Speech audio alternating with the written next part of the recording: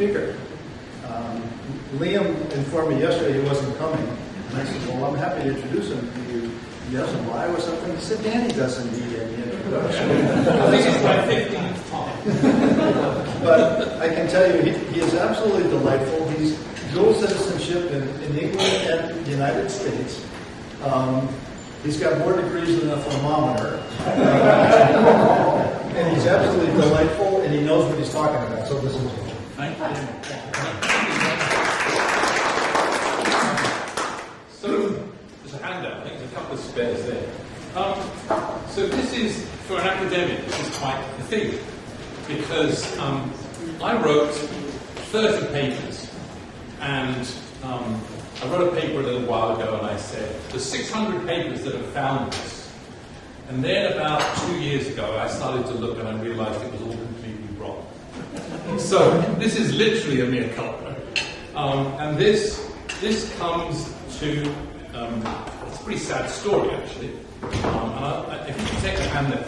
So this is really, I worked on a set of things about well-being. An economist is interested in well-being. And I was a central banker. And I can't... You want a big screen TV, Dan? Excuse me. No, I'm fine. There's a handout. We can wing it. I've done this before. So I was interested in kind of well-being, because if you think of interest rates and inflation and unemployment and stuff, they're not actual things. They don't really it's about how people's well-being is. And so the reality is that I kind of missed this event. I missed it, and I'm going to talk more about it. I missed it because it turns out this event started to occur around 2015 or 2014, 2015 or so. And then we got sort of deflected by COVID, and we thought all the things that were going on were actually related to COVID. But now we realize that that's not true. We realize that actually trends had started to occur in the United States and everywhere else in the world from around 2013 or 14 or so. But we didn't get the data for that really until COVID came. And then we got COVID. So now we look back and we realize that a trend had started around 2014 or so.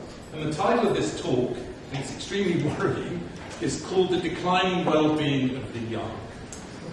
So I'm going to sort of announce a couple of things, which is actually pretty exciting. So if you look at the first page, this is driven by our great president. This is the paragraph from her inaugural about the fact that we need to care about the well-being of the young. And so we started down this road with the President and me trying to think about these issues. And I got hired by the United Nations because they suddenly realized what I was talking about was a big deal.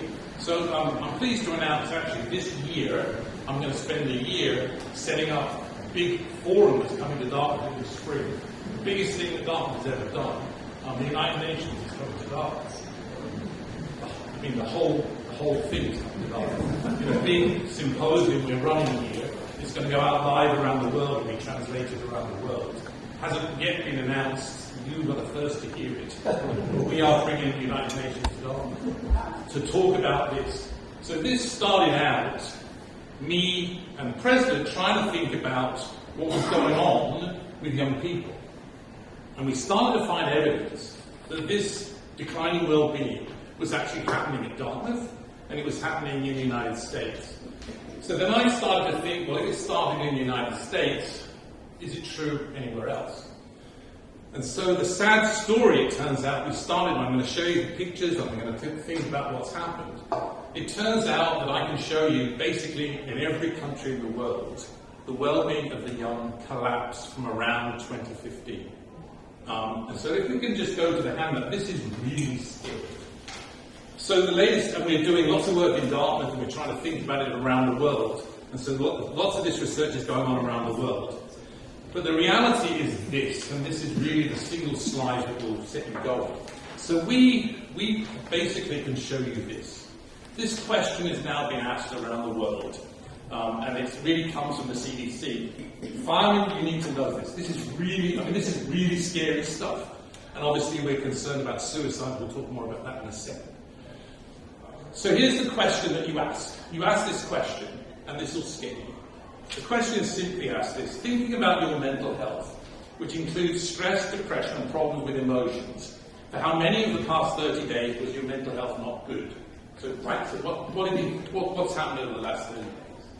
The reality is that the median and the mode is 0. Right? So people say, none of the last 30 days were bad. The big issue is who says 30. 1 in 10 of our Dartmouth women say every day of my life is a bad mental health day. I say it again. 1 in 10. That's true globally, it's true in the United States, and now I'm going to show you it's true around the world. And obviously, the question then is, what the hell is going on? What are we going to do about it? And obviously, I have to talk about it. We don't really know what to do about it, and we're having very important conversations. I mean, the President's on this, it's the #1 agenda we have. We need to try and think about what's going on. We have had 2 suicides in the last 6 weeks, and we need to worry about it, and we're going to talk more about it. So if we could just go to the handout. So on the handout, the story, so there's a picture. We would have had the screen, but we couldn't work out how to get the screen. So I have a handout. We're good though. So the story here is that a story from the past, and what I got hooked up with, was a huge piece of evidence about the so-called left behinds. So the left behind, we can think of Trump voters, the left behinds around the world. In the UK voted for Brexit, in France they voted for Le Pen. These were prime age, less educated whites particularly. And we saw a big decline in their well-being, and they voted in the ways that they did. And so we all got sidetracked as well. And it was groups, Deaton and Case, talked about what they called deaths of despair. So this group of people were committing deaths of despair. If you can look at the handout, what you basically see, and I missed. So the top line of these folks, this is the declining well-being of these folks. So the top lines are basically the group we know about, that we've written about and so on. Well, what it turns out, and this is what I missed, was this line here. So the line here is suddenly, from 2014 or so, the well-being of the, this is higher is worse, right? So the proportion of people in despair, of young women in particular, young women in despair has taken off from around 2014. So 2 things to have in your head. The first is, well, it doesn't appear that it's the Great Recession we're worried about, but in the US, it's hard to show that it's the Great Recession. And then, of course, you can look at 2020, you can look at COVID, and we all thought, oh, look at all the stuff happening in COVID. But we didn't realise that if you look at the trend occurs before 2020. The trend is starting in 2014. So the big story that I've been on with is, I'm the advisor to the United Nations on this. And we thought, I'll tell you the story as we're going, we thought, well, what's the cause of this? What is going on? And is it true around the world?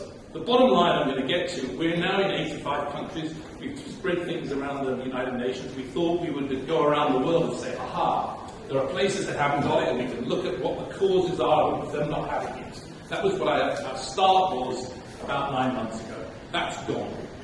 Completely gone, because everywhere's gone. So this is a big problem I'm going to talk to you more about. Obviously, part of this story is actually about this thing I have here, and I forgot to start it. This thing here called the cell phone. Okay, so I'm going to show you a few things, but I want you to have in your head. Here's 4 facts that I need us to understand. First, it started around 2014. It particularly impacted the young, especially young women, and it's global.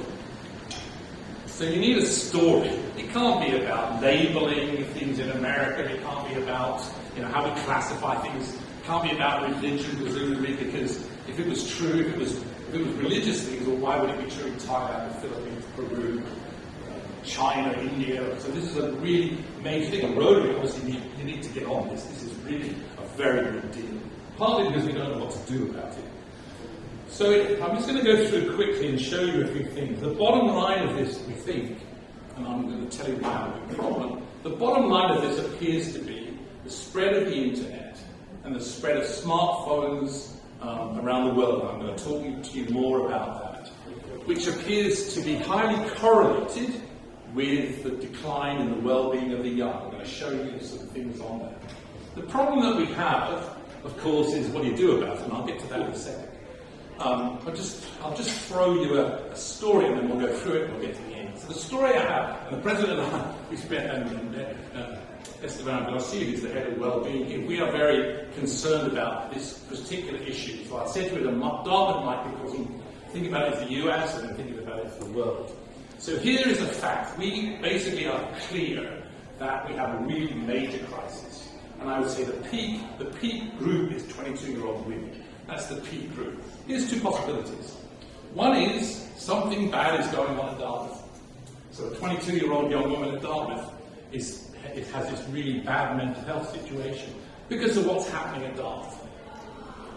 One possibility. And then, the solution would be we have to do something about it. Another possibility is that something happened to them when they were 15 at school in 2009, and we inherited it. We didn't cause it, but we inherited it. Both facts are consistent with each other, right? That our 22-year-old women here are in trouble, and obviously the fix is different in both cases. I'm involved with John Haidt and Jean Twenge and others trying to think about what to do. And John's done a lot of stuff about high schools. Well, the problem is for our 22-year-old women, that horse is bolted. They're no longer in high school, right? So if you think about things like we can remove cell phones in schools, well, fine, but that happened in 2009, right? That's gone. What do we do at Dartmouth? And we're sitting, another meeting, we're having endless meetings here thinking, what in goodness only's name do we do? First thing, to set this in context, why do you think we're building doors down here? Why are we not doing that ridiculous project where we send them out, we send the unclean out up the line road and send them out there? Well, we're buying places here, we're bringing them back because of a sense of community. And we are very seriously thinking about what works. But we have a problem, we don't know what works, and I just want to set it up and show you and see what you folks have to be interested in have to say. And then just go through it and then just get to the end and think, this is about what do we do? We're trying to think around the world. Have you got it? If you haven't got it, what do we do? Can you help us to know what to do? We do not know what to do. The world does not know what to do. And so this is a really serious problem. And obviously the implications are that this is going to have bad outcomes. One obvious possibility is, we worry about suicide. Other possibilities are drug overdose deaths. But I'm a labour economist. I worry about the formation of households. I worry about the transition from school to work. I worry about successful lives. So the question is, we don't know what these outcomes are going to be, but it don't look good. And we probably need to try and do something. And we literally have been sitting saying, let's suppose at Dartmouth we identify, say, 300 people who are in deep trouble. What does Esteban do? What does he do? We really don't know what he has to do. So we're trying to think about that and want your input. Can I just take you through it and show you the data, show you the evidence, and we are very much focused on trying to think of experiments, trying to think of things to do that will show that actually works. Because we have a crisis right now on us. We missed it. We didn't know about it in 2010, but now we've got it. It was happening in 2010 and we should have. Let me show you the data. So the first, if we can go to the next sheet. So we have a set of data we're working on. This is called Healthy Minds. Healthy Minds is a survey that actually Dartmouth participates in. And so we are at the moment, but Bruce Sasso and I are trying to think about, okay, we have evidence around the world, but what about Dartmouth? Right? How does Dartmouth compare to everywhere else? Is Dartmouth worse than Cornell? Is it better than average? What? So obviously that's important work. We want to know, can we identify people at Dartmouth who are the most vulnerable? Let's suppose we can do that. Obviously then the question is what do you do? There's privacy issues and so on, but let's just keep going. So this is simply a quest. This is simply measuring college students. And I'm going to show you in the United States we have data on college students, high school kids, young adults. Everything says the same. There is no contradiction in any set of data. We can argue about what the cause is, but the facts are the facts. So let's just go through this. So the first thing, Could you hold up the slide here? Yeah, absolutely. So this is just page, whatever it is, one with a bit of yellow on it. College students. So Dartmouth is part of this. Okay. So the first thing I say is, well, it appears certainly if you just take these scores, simply saying what proportion of people say that they feel down, depressed, or hopeless for nearly every day. Well, this score rises. So the first thing we see in college students is that rises. Well, what about at Dartmouth? We don't know the answer to that. Well, Bruce and I are working on it right now. We're trying to work out, does Dartmouth look different to everywhere else? There's no reason that I've seen so far to suggest it's different. right? So the problem applies here. But we have the data for this, we're internally looking at it, and obviously the eyes and ears are going to be the faculty. I mean, the faculty literally are going to be the eyes and ears to us. These are the people who are vulnerable. We're going to have to, we're going to identify, we're going to pass on. What do we do? I mean, Esteban's going to be told these 300 people are in trouble, and he does not know what to do. But we're on it. A bit late, but we're leading this. I mean, Dartmouth is leading this through the president. Next chart. So the next one is just, look at this. This is and these are all data that no one disagrees with. This is nationally represented data, millions of people in these files. The question is, how do you feel? This really has driven everything. These are studies run by the CDC of high school students. So this is 14 to 18-year-olds. And obviously I can track my 22-year-old, I can go back and work out whether they were 16, right? I can say, okay, my 22-year-old I'm teaching today, they were 16, whenever in the file, I go back and look. But we didn't know then, but we should have. And so what you see here is, look at this incredible rise in the proportion of people who say, almost every day for 2 weeks, they feel, over half of high school students say, almost every day of my life, I feel sad or hopeless. Okay, so it's college students, high school students. The first one I showed you was the overall sample. So Blanchflower starts out with that. Starts out with the United States and then says, okay, well maybe it's just a US phenomenon. Maybe it's the school system. Maybe it's culture. Maybe it's just bloody Americans. Right? But what does Blanchy do? Well, I'm from Britain. First thing I do is I go to the UK. I go, okay, let's look at the UK. Let's look at Canada. Let's look at. So the next table is just look at Canada. In Canada, to see this unbelievable collapse since 2015. So if it's 18 to 34-year-olds, this is the next thing. 18 to 34-year-old Canadians. In 2015, 73% of the 18 to 34-year-olds said their mental health was excellent or good. That's 48% 7 years later. It's gone from 73 to 48. Exactly the same picture in Canada as here. So then we start to look around the world. So we then managed to get data from the Netherlands. Here's data in the Netherlands on the proportion of people who feel mentally unhealthy. And you can compare 2010 with 2011. Obviously a rise means things are worse. This huge rise, especially amongst in the proportion of people who say they're mentally unhealthy. The young people. So it's young people. This is not a global thing in the sense that it's not everybody's living. It's not that middle-aged folks, us. If you look at us, we basically haven't moved. Right? So this is absolute and relative. So people over the age of 45, there's nothing happened. Right? Nothing, roughly. So folks talking about aging, in the end with this work, we're not looking at people over the age of 65. We're pretty much not looking at people above 45 because these data relate. I mean, it looks to be, in fact, probably under 30, but we'll keep going. How am I doing for time? So I can start my clock. All right. Nobody's left. Nobody's left yet. Okay. So the next one is New Zealand. So we then go to the next one. It's called Kessler 10. New Zealand. Holy mackerel. New Zealand's the same. But we're an English-speaking country. I've got the UK, the US, Canada. I've got Australia. I haven't got the Netherlands, but the Netherlands is not English-speaking. And so the United Nations called me up and said, "Danny, this is like holy mackerel." So as I say, the big story is, well, what does the world look like? Is the rest of the world like this? What about Asia? What about Africa? What about Latin America? And as I say, we started out thinking we were going to learn lessons. We were going to learn lessons from the rest of the world about this, and the answer is that's simply not true. So the world is coming to Dartmouth in the spring to try and think about what the hell we're going to do. So we are literally spending large amounts of money. The world is, the United Nations putting lots of money into this, because we see this as probably the biggest global story. Now, it may well be that this is a cohort. We may well have learned out with our 15-year-olds today what to do. Right? But the problem is that cohort of people who were 15, 10 years ago, and that we've got them forever, right?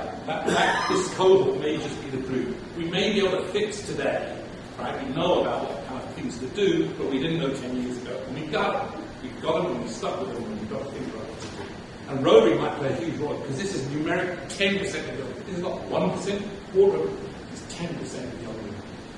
So keep going. I'm showing same things in the UK. I'm working on a new paper today. This is the pictures of depression in the UK.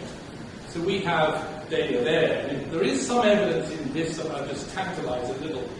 I've struggled in the United States to show that it's about the depression, it's about the economics. I think I've talked to you before about the Great Recession was a really big ticket. And the shock in a way is that in the US the data doesn't seem to be driven by the economics. It doesn't seem to be driven by the Great Recession.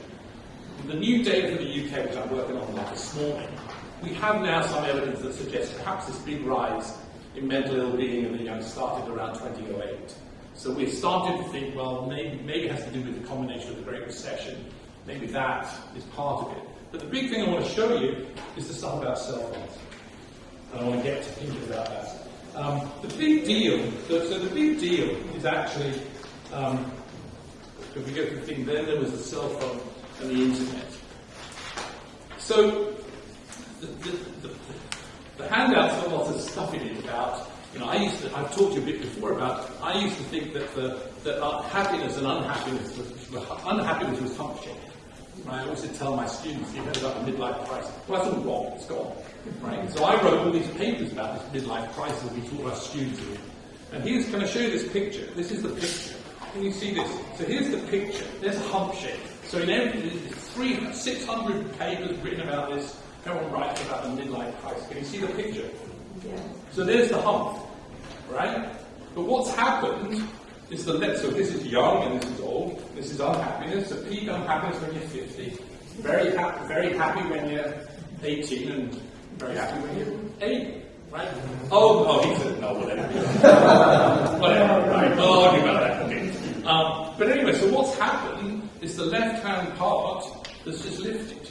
Roughly, instead of a hump shape, the left-hand side rises and ill-being declines in age. So the most unhealthy, the most mentally unhealthy are the young, and everything declines from there.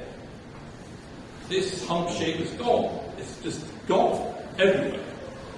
In 8 years. So I wrote all these papers, and I wrote this is one of the most important facts in social science, until it wasn't. I re-quoted myself and I wrote, until it wasn't. Right? But anyway, let's just go with this a sec, and then we can talk about it. So what you get, you need, so the timing you need is 2014, disproportionately applies to the young, especially to young women, and it's global. Right? I haven't got time, but I can tell you it's global. So let's go and look. Well, it turns out, then there was the cell phone and the internet. And I've got a few things to tell you. So really, the iPad was launched in 2010. The iPhone was unveiled in January 2007. And it really took off from around 2013. So you don't need fancy math or anything, you just need fancy brain, common sense, right? And common sense, this thing tracks it really well. And I'm going to tell you two facts. The first fact, I'm sorry, there's two, I don't quite know why there's a second one. If we go to the next one, screen time per day. So here's the thing that really scares you senseless. I'm going to tell you a couple of things that you know. So if you look here, this is from the surveys of school kids, run by the CDC, this is millions of, this is the data set, right? So what you see here is that there's a huge rise, as I showed you a minute ago, between 2003 and 2021, in the proportion of people, women especially, young high school students, who say they're sad or hopeless. But what about their screen time? It turns out that by 2021, 43% of young women say they spend at least 5 hours a day on the internet. So, well, we've done work here. We've done work at Dartmouth already, and you should get Andrew Campbell to come and talk about the work that he's doing with using cell phones and so on. You should get him to follow me. And the evidence, it turns out, is that, I mean, certainly we talk to young women here, they say to me a lot when we talk to them, it's about body shaping, it's about feelings about their body and so on, which is a really good deal. So what you've got here is that it's not just the availability of the phones, it's about how much time they spend on them. We are now spending a great deal of time, the UN has put lots of money into this, and we're trying to think about, well, what do people do with it? What do they get on the phone? What do they do? What do they watch? What is it that they do? What's so bad about it? Because with me, it's great. It's like, I'm impressed Paganucci Lounge who tells me where to go. It's like, great. But the point is, we don't really know what it is that's bad. There's good things, because it helps him to get in the car and drive to Lebanon because he knows where to go, right? Anyway, so here's the big deal that I'm going to stop in a second. Can I go to the last set of graphs?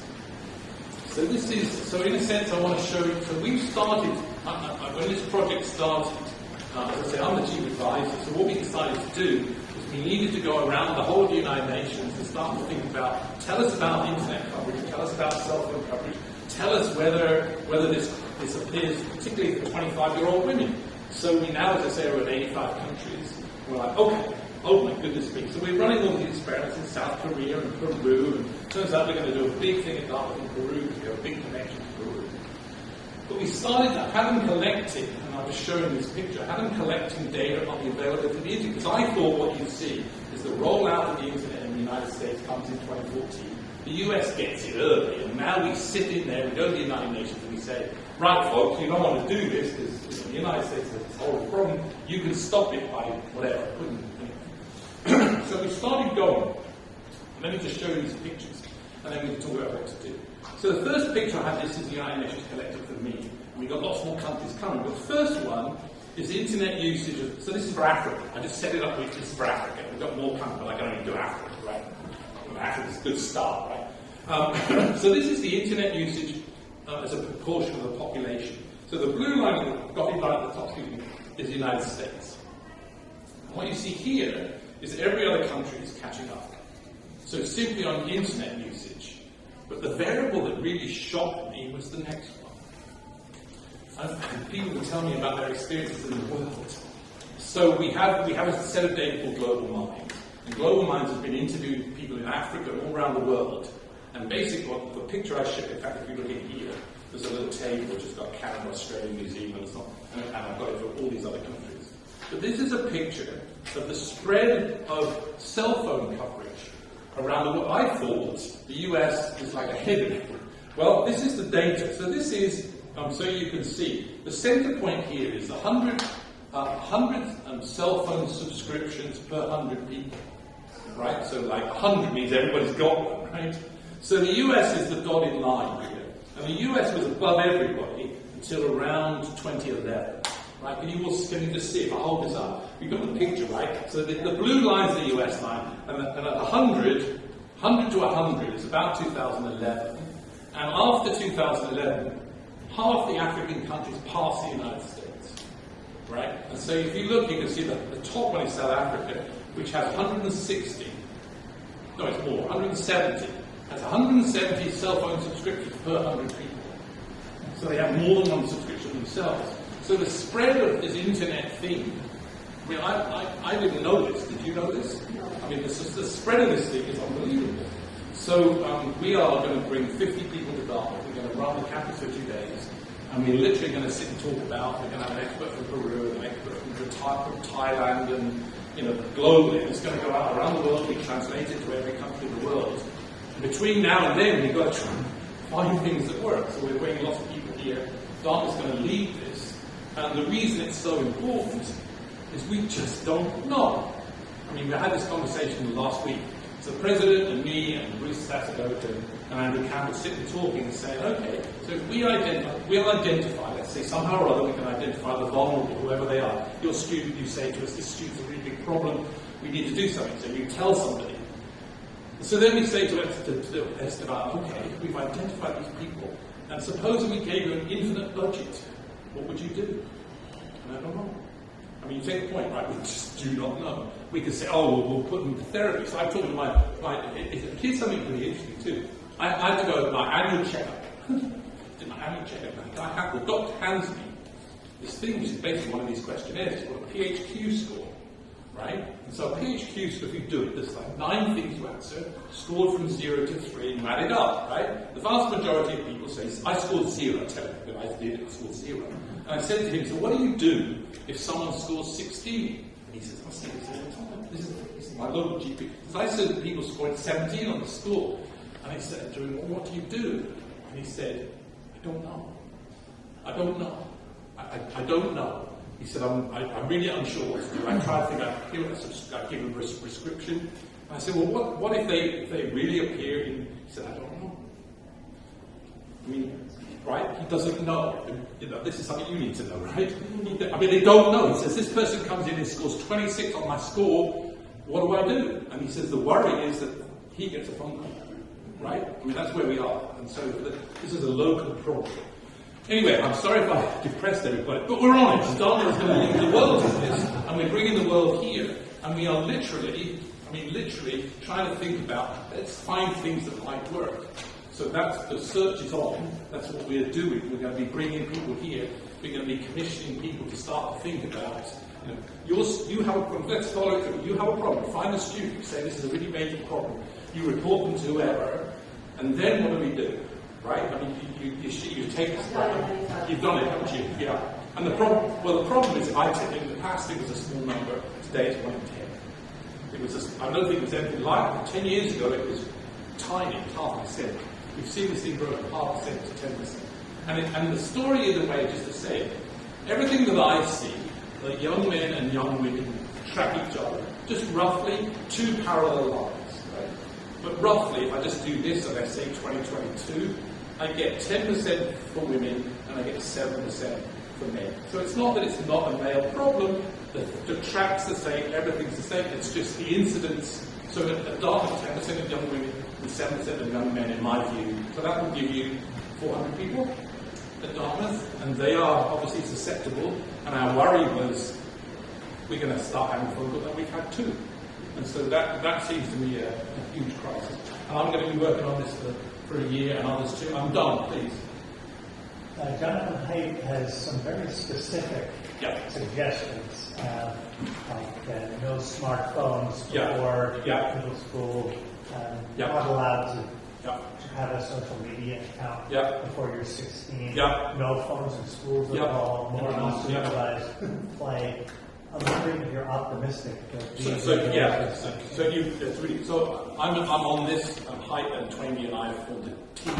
I've just had 3 blogs in the last month on his blog. It's called After Babel blog. So a couple of things to say. The first is that the thing I worry about is the fixes that John has are fixes in schools, right?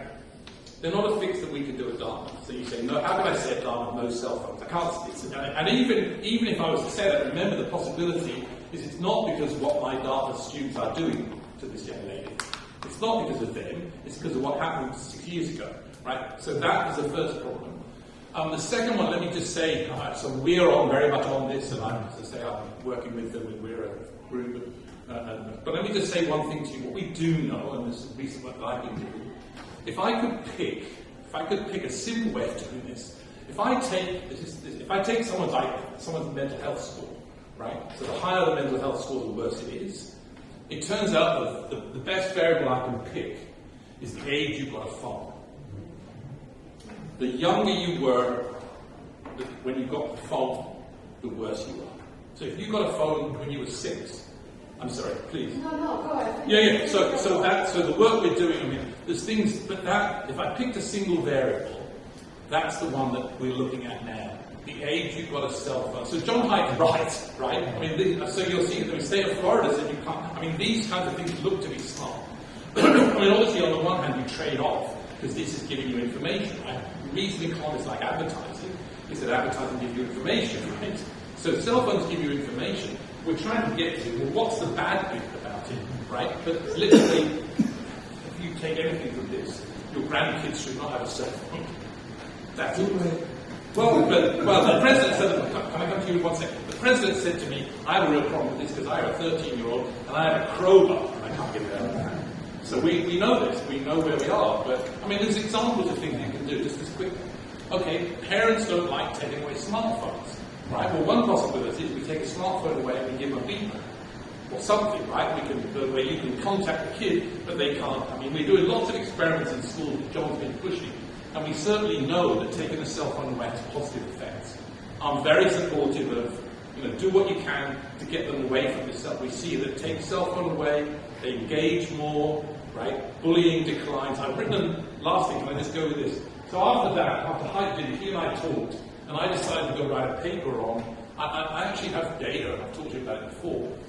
I have data on this thing called the NCDS in Britain, which is everybody born in a week. So I thought, well, what are the consequences of being bullied? So it turns out I know this data. When kids were 7, their parents reported where they were bullied. So the question is, what does it do? Answer, I can show you at age 60, it determines whether you're alive or not. It impacts everything. So the consequences are obviously huge. I hope I've answered it well, but can I go to more when you've got, I'll come back to you. 1, 2, 3, 4. Can I go there and then, please? I have a data set of 3. My 3 daughters are public school teachers. They all wish that their kids didn't have school, their students didn't have phones. And it's the parents. No, absolutely. I agree with that completely. Absolutely. The kids could deal with it. Absolutely. Their mom and dad need to be able to. So John's working a lot on trying to think about, the issue is, think about school shooting, whatever, right? The parents want to be able to contact their kids. Okay, so maybe we could come up with a mechanism, like you have a beeper. You don't have a smartphone, but we'll give you a beeper. You can walk in and you can have a messenger or something. But I think that might be a fix. So that's where we're going. The kids and the parents, I agree with you. Sorry, they're next. Yeah, sex. Sex. You mentioned body image as being enhancing. I had a conversation with Professor Marcella DeLossi a couple of weeks ago, and she was telling me that 33% of young women now identify as lesbian. Changes in attitudes. I think my hypothesis would be cell phones are the conveyor of information, but it cause. Right, but you see, I don't really buy that. Tell me I don't buy anything like that. The reason I don't buy it is that sounds terribly cultural. That sounds terribly American, right? So why is it true in Peru, Thailand, Botswana, Bangladesh, India, and China? They don't have it. So I don't buy that. I don't know. That doesn't apply globally. How are you sure that the increase in unhappiness and cell phones, that's a fact? Mm-hmm. But couldn't that be true unrelated? Well, it could be. No, of course. There's a debate, there's a paper in Science, and lots of debating it. Are these causal things? Okay. Well, we could be wrong, but what if we're not wrong? We probably need to do something. And in a sense, you're right that other things may attribute to it. It has to be global. And you have to come up with something that fits the data as well as this stuff. Obviously, we're looking at other things. But just an example in the US, if you say, it's about the labor market. Well, the problem in the labor market is that as this thing starts to take off in 2014, the unemployment rate falls. So you get one series that does this, and if it was that, you think the unemployment rate would rise and the unemployment rate's falling. Right? So then you have to sort of say, well, it's a 13-year-old in 2012 that's being impacted by the labour market. So that has to come somehow through their parents. Because how's a 12-year-old impacted by the labour market in 2012? Doesn't make a lot of sense. A lot of this is about common sense. Something has to fit the data. Sorry, there was a question. Please, yes, please. So, anecdotal. Most Brazilian students I have are first-generation college students. Yeah. Right? Right. So, do you have data about social class? Yes, absolutely. Because I think that absolutely. has a huge impact. Yes. The most fragile are usually my most privileged students. Interesting. Okay. And the ones who are first generation, they've had more life experience. Right. Maybe they spend less time on the web. Maybe they got a cell phone later because the family couldn't afford it. Right. But there is quite a difference. Great question. I think so. The first thing we see, if you look at my picture, so I'm going to take yours because I can't find where I put mine. The first thing we saw in our data, I wrote a paper on it. The first thing we saw in our data was that the group actually, so this phenomenon turns out is actually about whites. It's about whites. Although the other phenomenon here is about natives. So natives had a really big rise in LB, but blacks and Hispanics and Asians do not. This phenomenon in the UK and in the United States is a white phenomenon. So just so everyone gets it. Sure, I forgot what I was going to say. That'll do. It'll get back to me in a second. There was one other thing I was going to say. But, no, I know. So the story here is that, and I think this is true, I was more sure it was true a week ago than I think today, but I'll say it and pretend I'm right. It seems to me that there is actually, once again, an impact on education, right? So the least educated are particularly impacted. But I think, and I stand to be corrected, it's not my hand, I may be wrong on this, but I think this is true. I think that the more educated, less educated gap is less, right? Which is consistent with what you said. You know what I mean? So imagine like in earnings or whatever, right? This is the gap between this is the most educated, this is the least educated. I think the gap in this is like that. So so I think it's consistent with what you say. We're trying to think about backgrounds and family. Because obviously a big part of what we're doing with the United Nations is think about family structure. Think about family structures around the world. You know, we're going to try and say this country has this religion. Okay, makes that religion. This country has an extended family. This country, right? So the answer is the way to get at this is we're going to try and look. And we see that low data in Italy. Yeah, I know. So what's interesting about Italy? Let me just tell you some stories. Why? Well, please tell me why. Give me the quick one, and at the end, tell me more. We Well, can give everybody the 1 minute. But Okay. it's cultural analysis. Yeah, That's yeah. very evident if you look at the different structure of the different societies. Yeah. Can I please talk to me about it afterwards? But that's absolutely interesting. I'll tell you the reason. Because all this stuff you may have heard about the World Happiness Report, I think it's complete nonsense. Because it turns out that if you look at things like ill-being, countries that rank well on well-being rank badly, right? So Finland, they rank really, really well on are you happy, right? But if you go to Italy, say, and they don't rank very well. But if you say things like, did you enjoy things? Did you smile? Well, Italians smile, but Finns don't. And if you ask a measure which says, how unhappy do you feel? Italians say, well, I'm kind of okay. And the Finns go, oh God, right?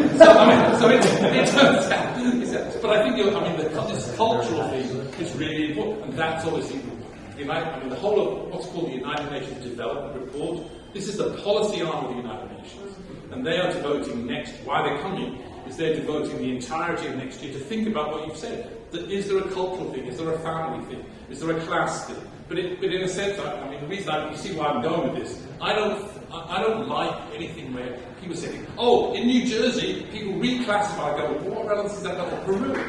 Right?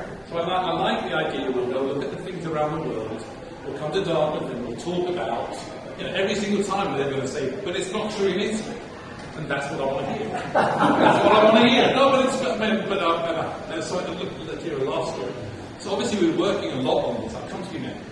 I talked to the Board of Trustees, and we talked about Dartmouth doing things. And this is great for the... I shouldn't be telling this, but I'm going to, because the Rotary should hear this. So we talked a lot about Dartmouth investing a lot of money in this. And I said, and the Board of Trustees was sitting in front of me, and I said, well, this is really important that we do it for Dartmouth. But I said, it's really important that we do it for Cornell and others. But more importantly, we have to do it free for Peru. And half the trustees stood up and called. So this is public service.